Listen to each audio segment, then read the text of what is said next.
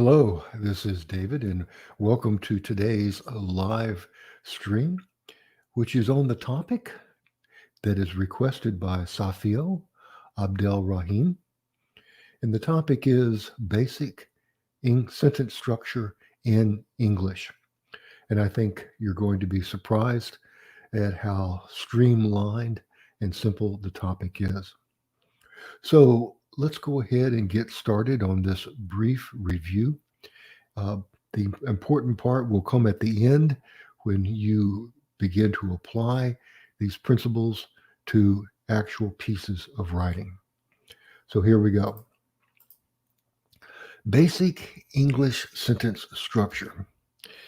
There are 5 basic sentence structures in English. However, I don't want you to worry about memorizing them or even practicing the patterns that much because they all boil down to, can be distilled to one structure. So let's go through these. The first one is subject, linking verb, complement. You know this one as the sentence that uses a be verb and links to a predicate adjective, a predicate noun. Freda looks happy. Orange and yellow are a be verb, bright colors. The melon feels soft. So subject, linking verb, predicate adjective, or in the case of bright colors, predicate nominative, predicate noun. Second sentence structure in English. Subject plus an intransitive verb. In other words, a verb that does not require an object to follow it. Some examples are the building fell, collapsed. Richard sneezed, coughed, exhaled, inhaled. The moon shines, the moon glows, the moon sets, the moon rises. Subject, intransitive verb. Now you can modify these, but the modifiers are not part of the core sentence structure. The building fell quickly. Richard sneezed a lot. The moon shines bright. Certainly you can modify them, but still the core is sentence intransitive verb. 3, and pay particular attention to this one.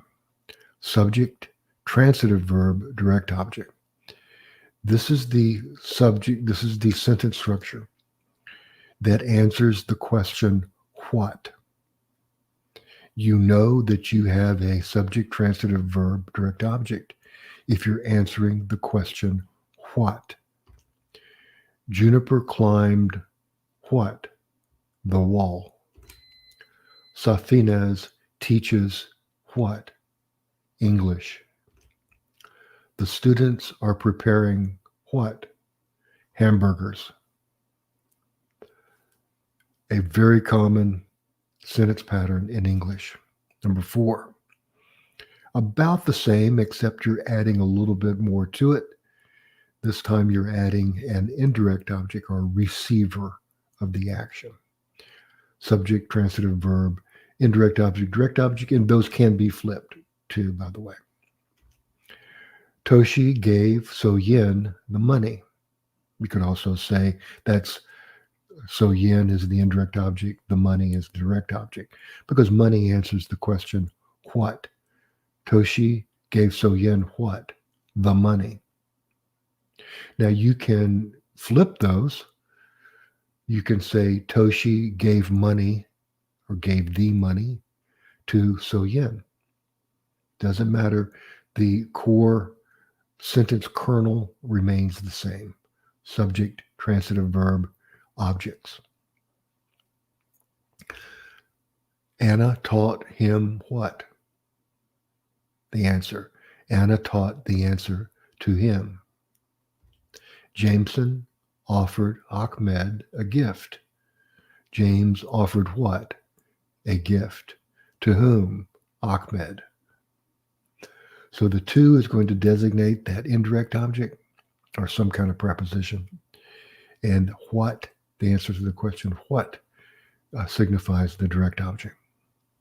Now, the last one, subject, transitive verb, direct object, and then an object complement.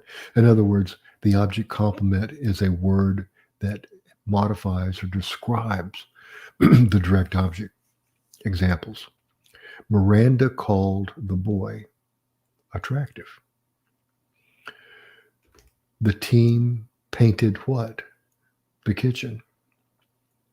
And then orange modifies the kitchen.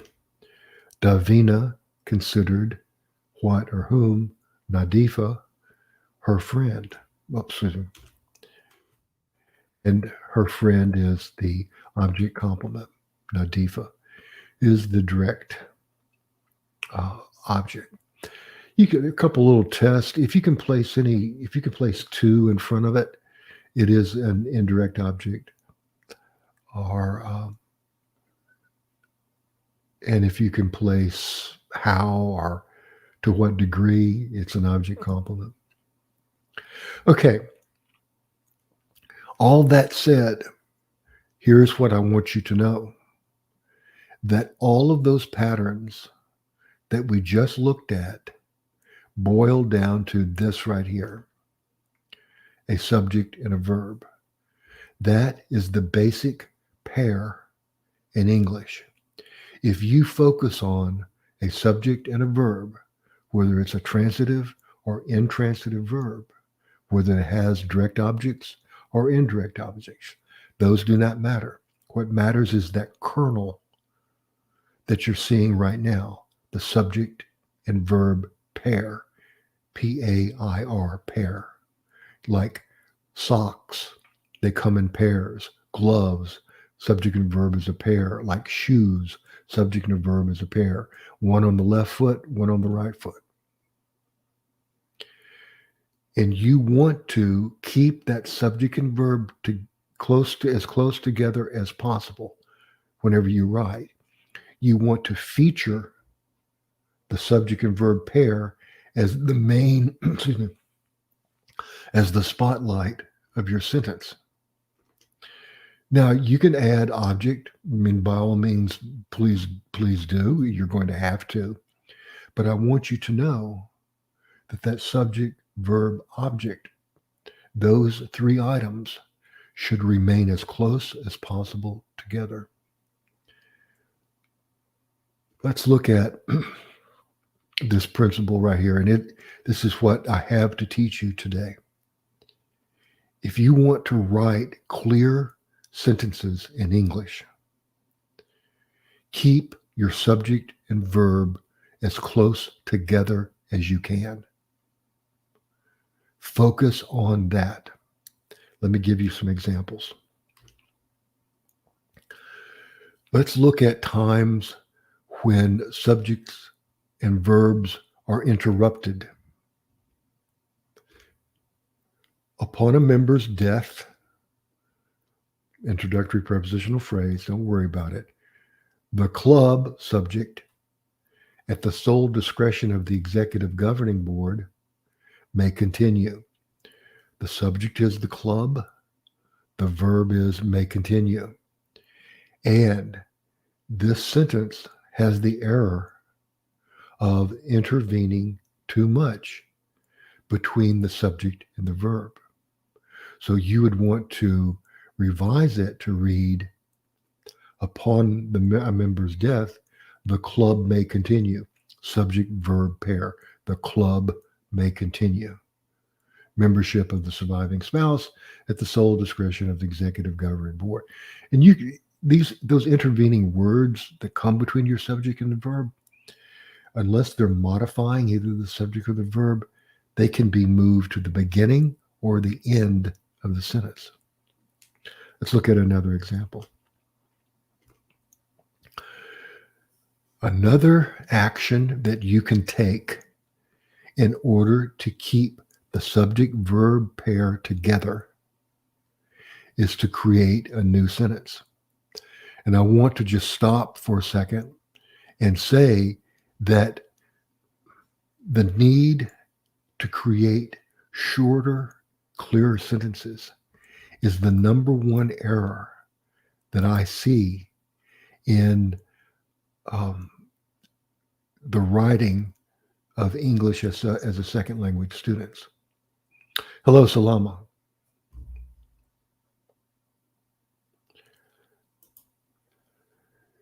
This is, in my experience, the number one area where great improvement could be made very quickly. Breaking your sentences into shorter ones. Let me give you the example. A claim, which in the case of negligent misconduct shall not exceed $500, and in the case of intentional misconduct shall not exceed $1,000, may be filed. Ignore everything in that sentence except the subject and the verb. A claim may be filed. And look at the number of words, 20, almost 20, that come in between the subject and the verb. That is a big no-no. This is one of those cases where you have two very distinct thoughts. One is about when the claim may be filed, and the other is about the amount of the claim.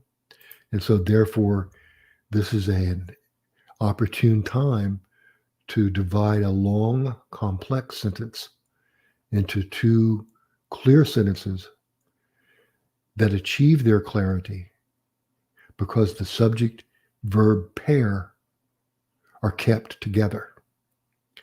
An injured party may file. Subject, injured party, verb, may file.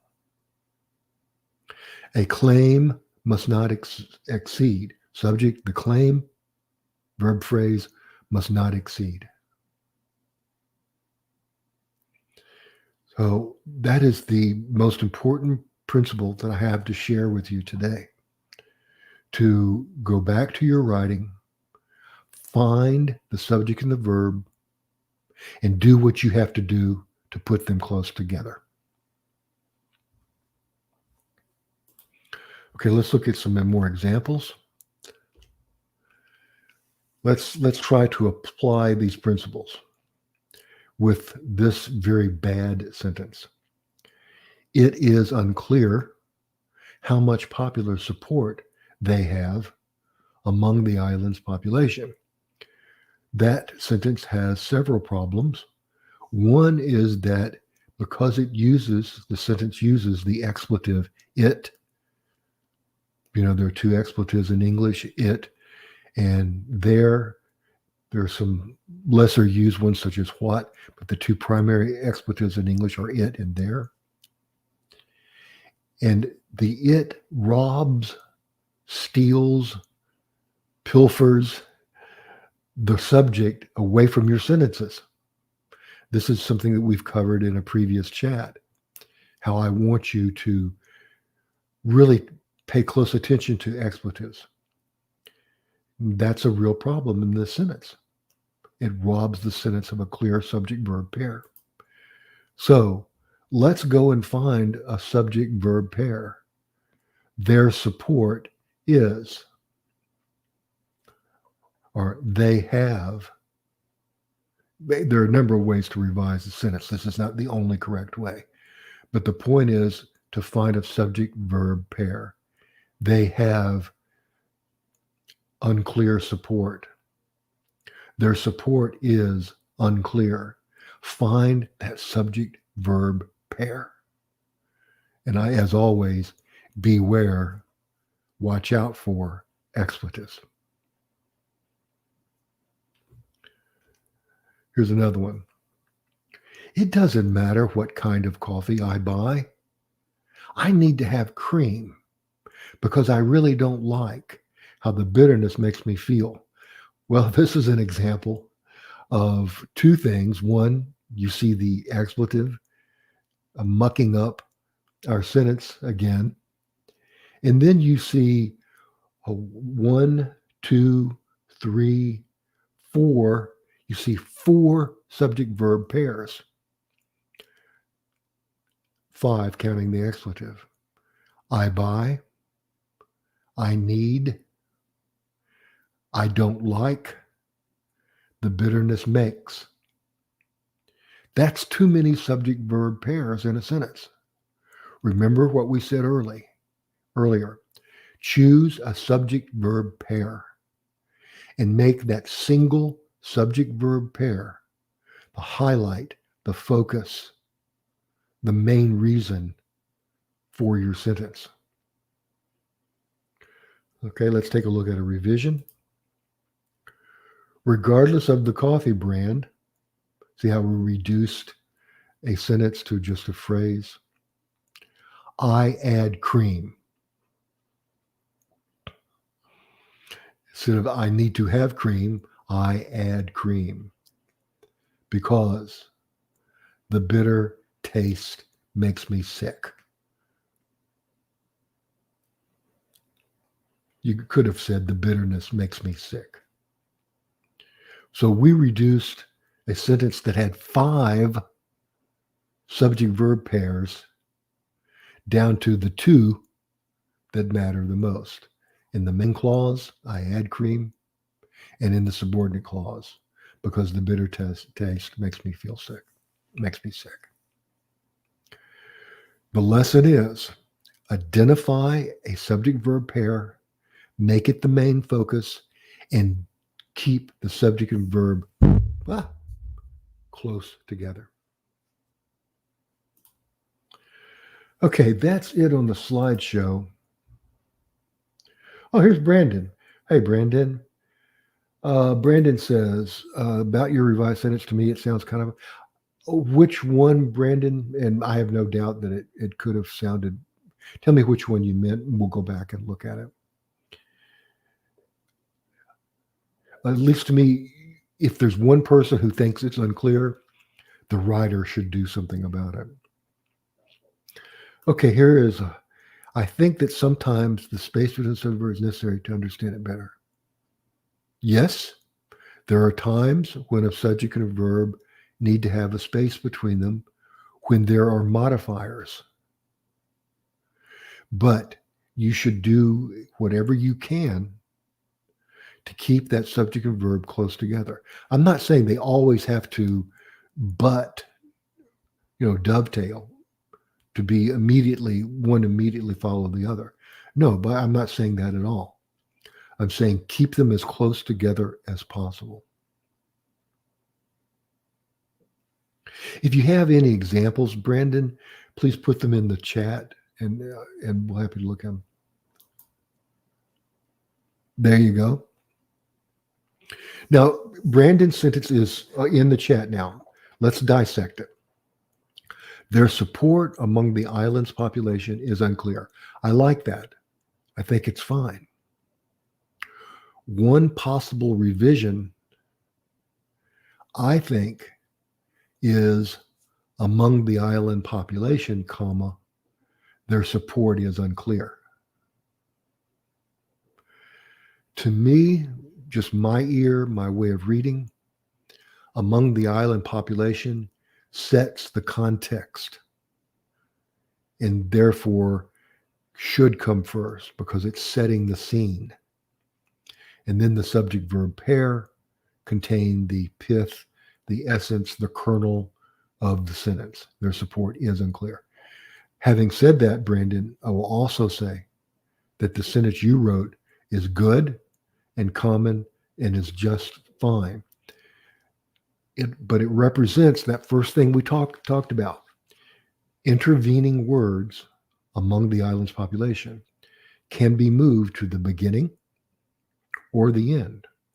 Their support is unclear among the island population. That's today's principle. Intervening words between a subject and a verb should be tested to see if they can go at the beginning or the end. Thank you for bringing these up, Brandon. Okay, Safio Salama. Safio is the one who requested this workshop. Let me now ask Safio, Salama, Brandon, what questions you have about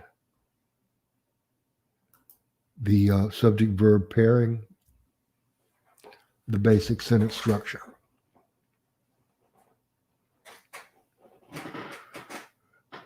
Safio, if you came to me as an English language learner and said,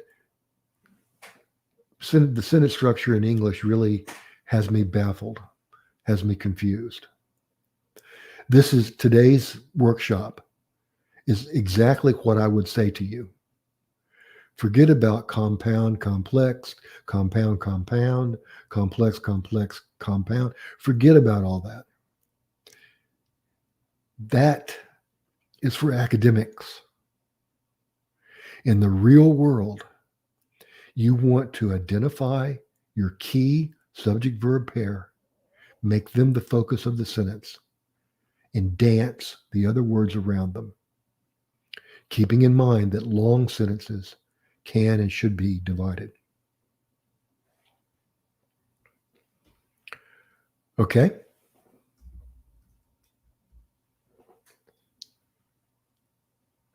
I know we've got that 10-second lag on YouTube.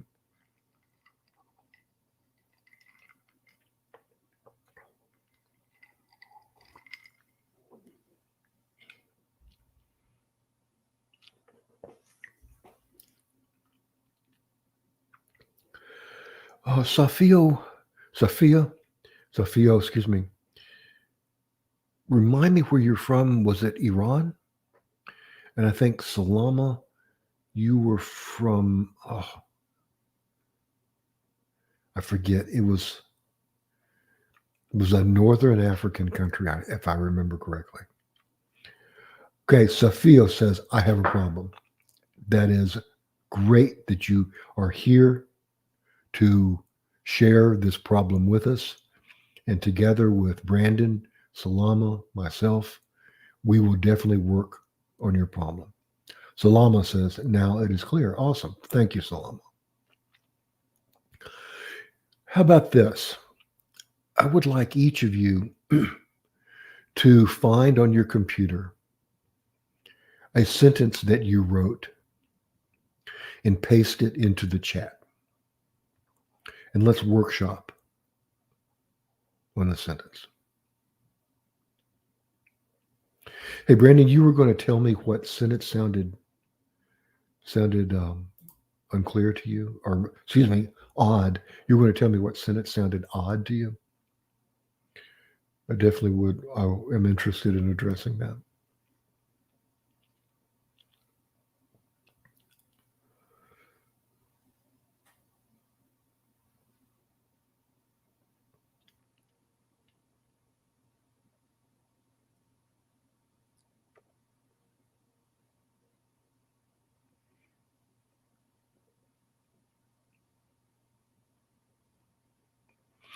While you guys are giving me some sample sentences from your own writing,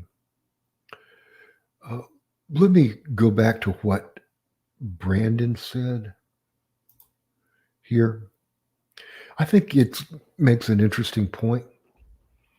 Remember how we gave 3 possible, very functional revisions or versions, I should say, versions of that sentence. Their support among the island's population is unclear. That's not too bad. Again, I think you're always going to be in good shape keeping your subject-verb pair together, but it's fine. Notice that among the island's population, comma, their support is unclear is also fine. Their support is unclear among the island's population. So we have 3 possible revisions of that sentence. Which one is best? 2 answers, none and all. And here's what I mean. They're all 3 perfectly fine, grammatically correct, and clear sentences. But they all could be used at different places in your writing to emphasize different points or to give a certain variety to your English sentence structure. So that's one point that I think I want you guys to keep in mind.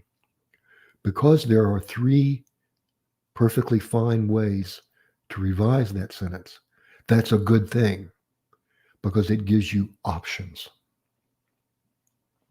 Salama, that's right. You're originally from the Sudan and you're living in Sweden. Gosh, what is it? What time is it there? Is it like 8 o'clock, 9 o'clock at night for you? Okay, Safio, you were going to tell us your problem. You guys were going to give me some sentences from your writing.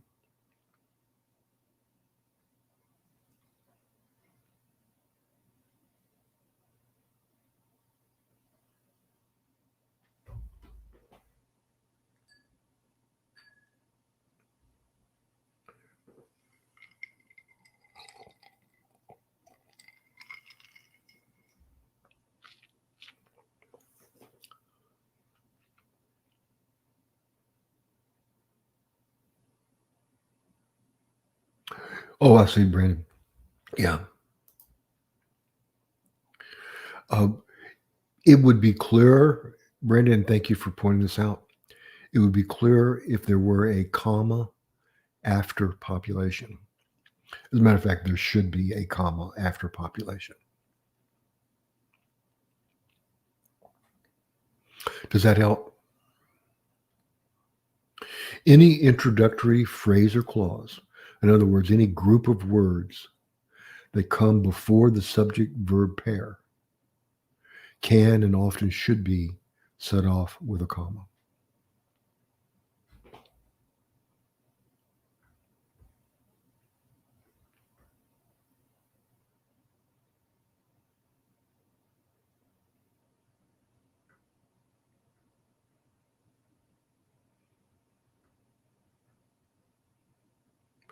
Okay, well, I'm not seeing any questions or any other comments from you guys.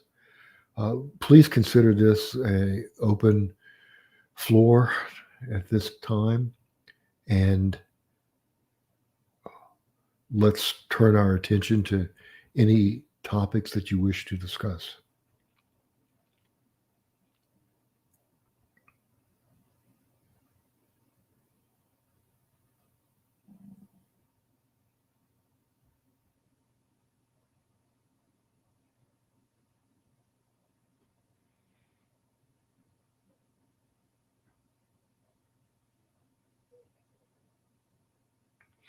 Other constructions, like the one you see there, Brandon, would be wherever the warm seas are, comma, that is where I would like to be.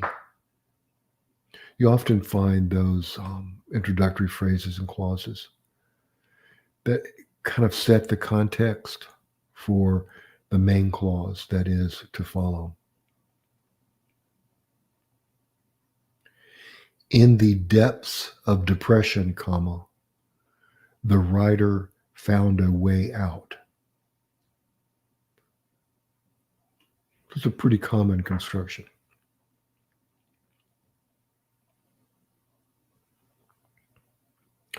Safio is an Egyptian living in an Arab country.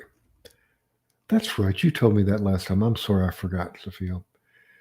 I love Arabic and English, but the problem is that I forget my original language. Oh, I'm sorry to hear that, Safio.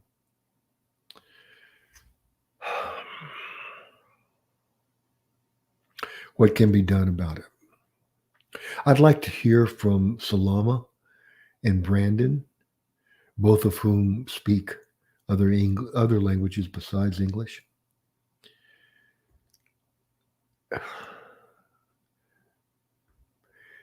The thing that comes to mind to me, Safio, is this. Because you're living in a different country and your opportunity to practice or use your native language is lessened, there's going to be a natural diminution of your original language. However, so far as I know, you never forget your native language. Once that language is programmed, Egyptian in this case, once that language is programmed into the black box of your brain, and a process called cell myelinization takes place, that language can kind of dim and brighten according to how much you use it, but it's never going to go away.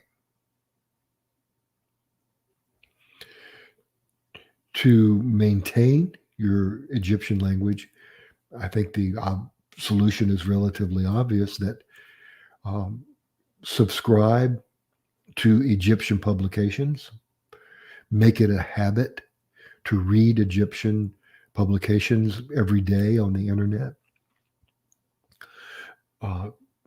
Connect with any Egyptian expat community in the country where you're currently living, and develop some kind of social relationship with Egyptians in your new country. And certainly use social media to stay in contact with your Egyptian friends and relatives on a regular basis. Safio, I'm so totally impressed by the fact that you are trilingual. I am very impressed by that. You are you're really in the top 5 to 10% of people who are trilingual. Bilingual is one thing, trilingual is another. Polylingual, or you are what is called a polyglot. Brandon and Salama, do you have any suggestions for Safio? Or do you suffer that same decrease in your native language skills? For example, Salama is originally from the Sudan, so I'm assuming your native language, Salama, was Sudanese. You're living in Sweden, and you are learning English. So Salama is another polyglot who probably speaks at least 3 languages: Sudanese, Swedish, and English. Is that correct, Salama?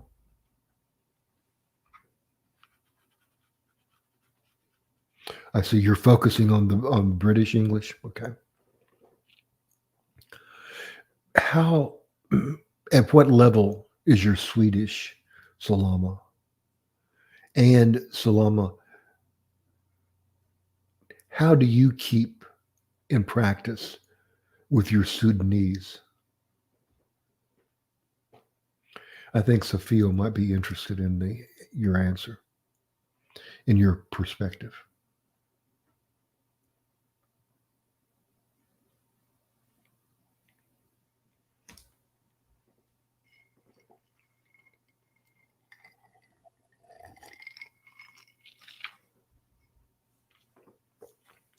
Oh, your native language is Arabic. Okay. Do you have 2 native languages? Sudanese and Arabic? Oh, you're welcome, Sophia. You're welcome.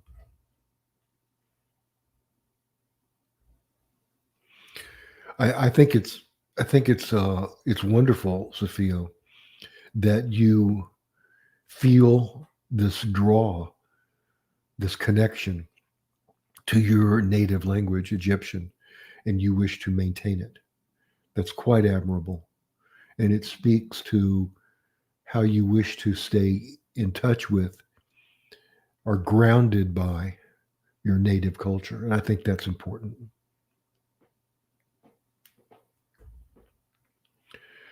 Brandon's native language, as far as I know, are English and Tagalog. Is that right? Or is it Vietnamese? Oh, it's Vietnamese. I'm sorry. It was English and Vietnamese.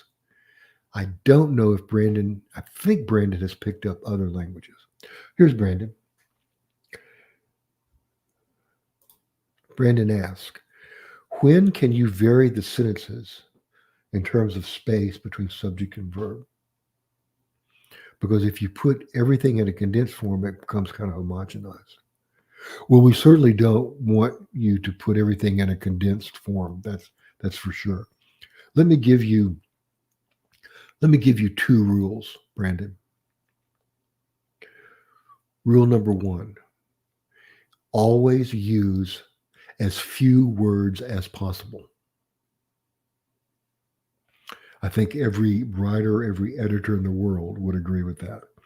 And whenever I write, that is my goal, to communicate my thought clearly in as few words as possible. And that is the standard in today's business English. The other rule that I would give you is, when can you vary? I don't think it's a question of when. I think it's a question of how much. And so the rule I would give you is, always make sure the subject verb pair is the highlight, the focus of your sentence. Sometimes, certainly, there's going to be space between them. But too much space in the subject verb pairing, which is the basic unit of English, subject verb pairing is lost. Those are great questions, Brandon. Thank you. Thank you for diving deeper into that. Salama. Salama's first language is Arabic, I see. Shows you how much I know about the Sudan.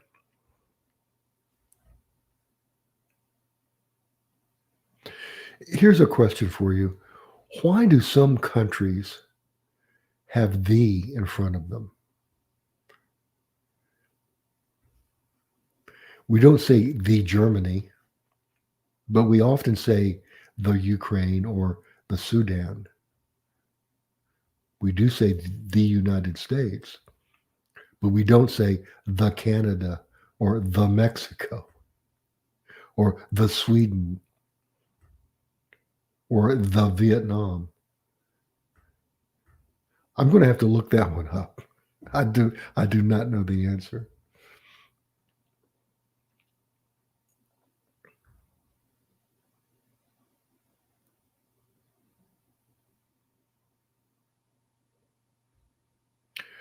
Okay, Brandon's second language is Vietnamese. What a lovely, lovely language. Uh, and Brandon's second language is Spanish. Okay, oh, that's right. Yeah, you wrote something in Spanish in the chat one day. I remember now. Now, Salama wrote, we use was, have been. Give me a little bit more context on that, Salama.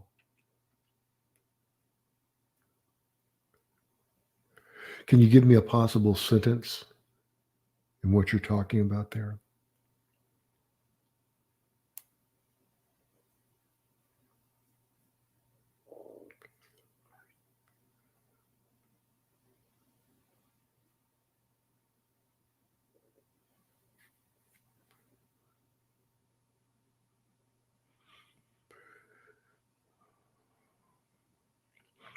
I think, Salama, you also asked about verbs in English and requested a review of verbs. That would actually take about 4 chats because there are so many different verb tenses in English.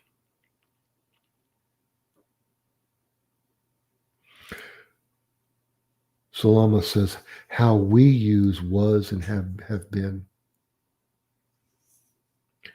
I tell you, when you say we, are you talking about Arabic speakers or English speakers?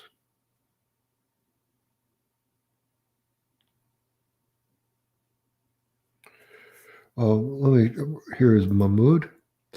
Mahmood, I've just come across your live stream and I thought it was a good opportunity to thank you for your literature review. Oh, thank you. You're welcome, Mahmood. All right, fantastic. That's good to hear. It's great to hear. Working at municipality. Brandon writes, you never heard of varying the sentence length. Yes, varying the sentence length is very important, Brendan. It gives a variety to your sentences. One common technique is to kind of follow a series of longish sentences with a short sentence, and the short sentence tends to get more emphasis, have more impact than the longer one. How can you vary sentence lengths while keeping it concise? Well, I I don't think you should worry about. I think first should come concision. All concision means, Brandon, is using as few words as possible. It means getting rid of the dead wood.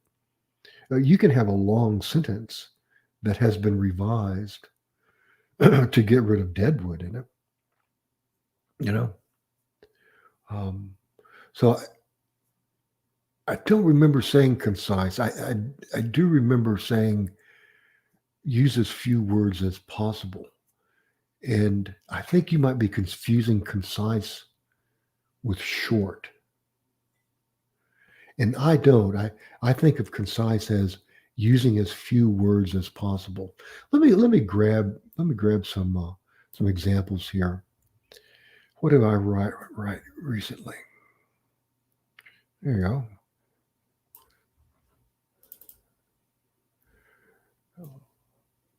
Last night I helped my wife write a paper in a course she is taking on disability studies. So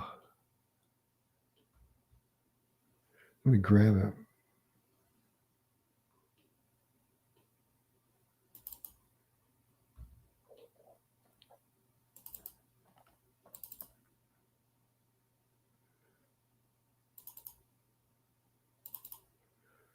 Okay, let me grab some sentences out of this.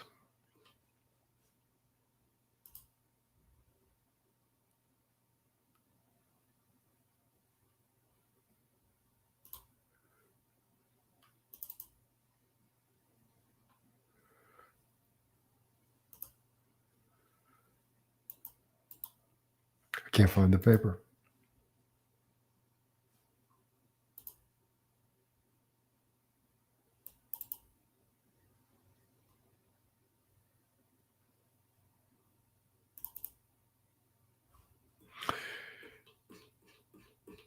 Oh, I know.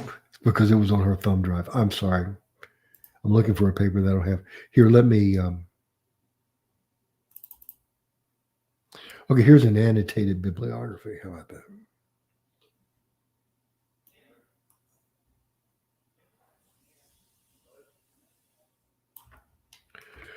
Okay, Brandon, hang on just a second here. Almost there.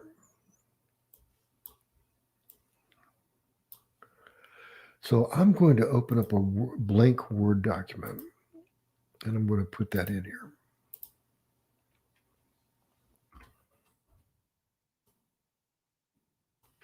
I'm going to increase the size. Not that much. Okay. Okay, let me share my screen.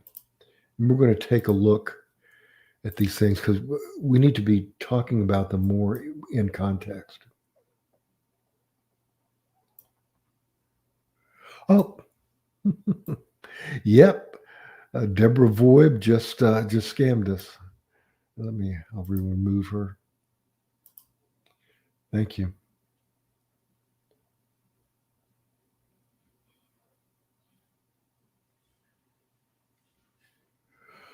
Okay, let's go ahead and deal with Salama's question first. I have been working at municipality. What verb comes after been? The verb working. You have a present perfect progressive tense there. It's present tense, have. It's perfect because it's using the form of the verb be, been, and it's progressive because it's using ing. So the subject is I, and your verb is have been working.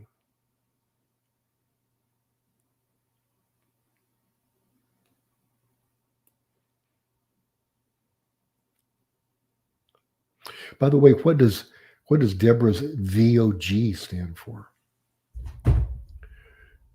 And if it's something nasty, don't bother. Okay, let me share my screen.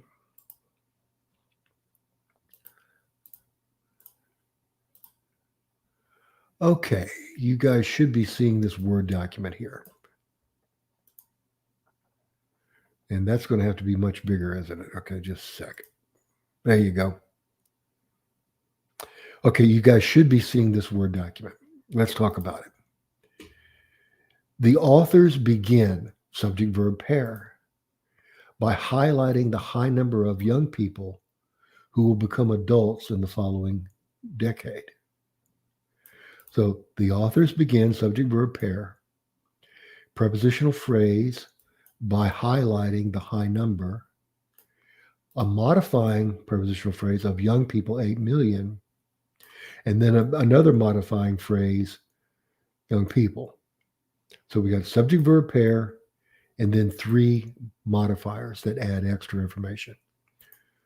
So the next thing we would ask Brandon is, can we say that with fewer words? Sure, you could say the author's first highlight,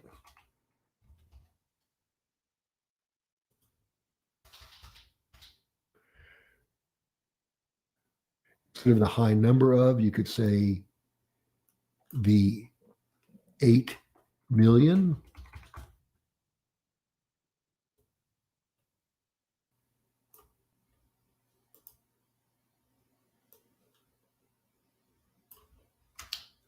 Who will become adults in the following decade? Who will become adults in the following? To me, that's pretty tight. That I've gotten rid, I think, of any words. By the way, this is my sentence. I've gotten rid of any extraneous words that I can think of.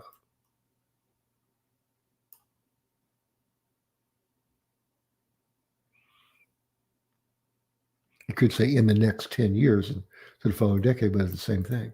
Okay, let's look at the next sentence. The number is alarming. There's my subject verb pair. Notice it comes at the beginning of the sentence. The number, subject, verb is, and then predicate adjective, alarming. And then we have a subordinate clause, because the progress to independence of young people on the spectrum tends to decline precipitously following the cessation of services after high school. Okay, can I reduce that anymore? The number is alarming because I would say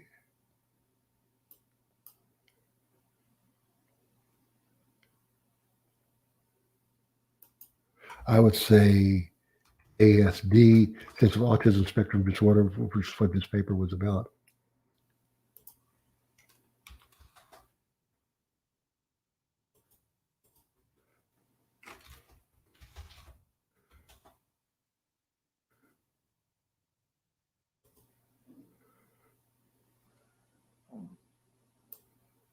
Oh, here you go. Here's some academic crap we could get rid of. Tends to decline precipitously. Wow. Guilty as charged. You could say can decline precipitously. If you want to get a kind of a more Anglo-Saxon verb, you could say steeply.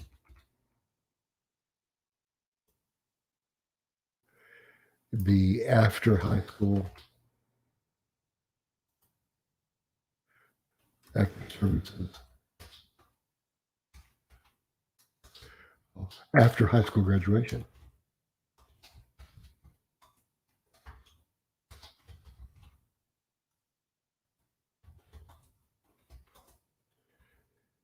Sensation, I would go with something more Anglo-Saxon, in. So now, Brandon, I have gotten rid of as many words as I can. That is a what? 1, 2, 3, 4, 5, 6, 7, 8, 9, 10, 11, 12, 13, 14, 15, 16, 17, 18, 19, 20. That's a 21 word sentence. Oh, excuse me, it's more than that. 22, 23, 24, 25, 26, 27, 28, 29, 30. It's a 30 word sentence. The first one looks like about 15. 1, 2, 3, 4, 5, 6, 7, 8, 9, 10, 11, 12, 13, 14, 15, 16, 17. So the first sentence is 17 words. The second sentence is 30 words. As you can see, that is variety in sentence length. However, to me, the subject verb pair is always clear. To fill the post-high school void, this team developed, there's my subject verb pair. Developed the, now see, this is very clearly subject, the team, developed, transitive verb, and then object, the access program. It's a very simple, clear, definitive structure, subject, verb, object. So is this one, subject, verb, object, and then you have the modifier of the object called an object complement. Subject, verb, predicate, object, predicate, and then,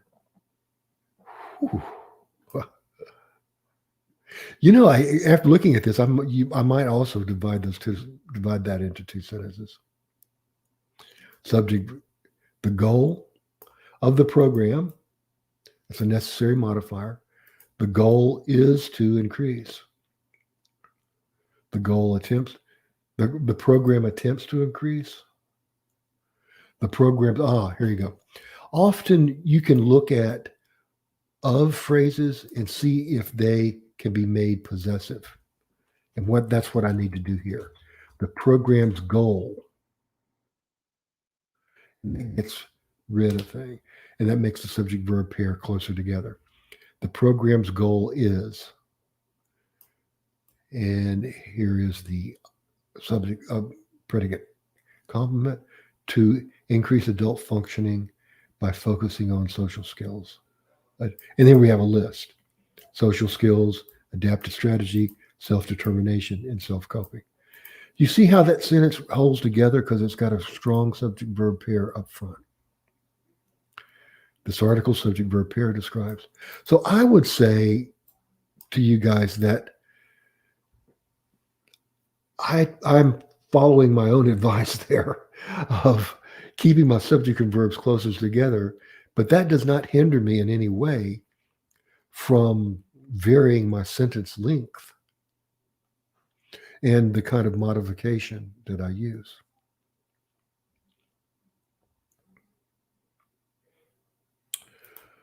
Hussein, how are you? I'm fine, Hussein. Great. Thank you for dropping by. How are you?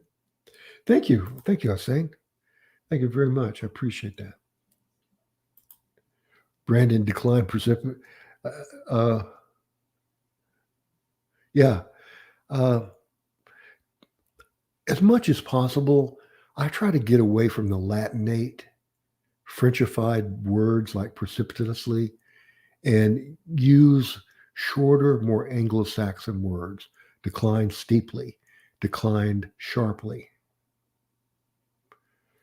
Precipitously just doesn't have the kind of edge to it that sharp and steep have. But that's just me. Okay, Hassan, and where are you from, Hassan? That name sounds Algerian to me. It's kind of part Arabic, part French there. Well, absolutely, Hassan. Any way that I can help you, please let me know. As soon as I end this broadcast, this will become a video on my YouTube channel. I guess we can go ahead and wrap it up now.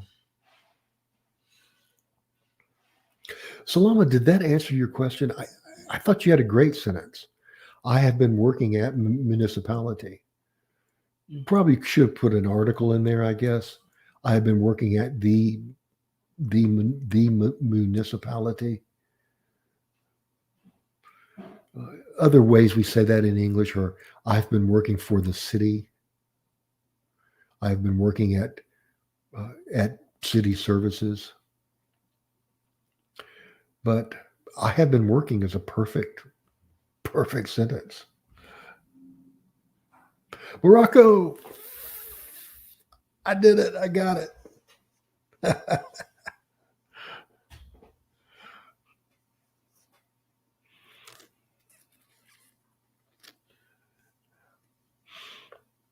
Okay, well, listen, guys, I'm going to go ahead and girls, I don't know who's a male or who's a female here, except for Salama and Brandon. I'm going to go ahead and wrap it up. Brandon, this was a very interesting discussion. I hope that it helped having this kind of concrete example. It's always tough talking about these things in the abstract, and that's sometimes where we get tripped up. But I will go ahead and shut this down now. Thanks to all of you who came by. And as soon as I close this, it will become a video. I highly recommend that you watch the first 5 minutes of this chat. It contains, I think, the key to writing clearly in English, which is observing the subject-verb pair and preserving the subject-verb pair in English. Okay, I will talk to you guys later.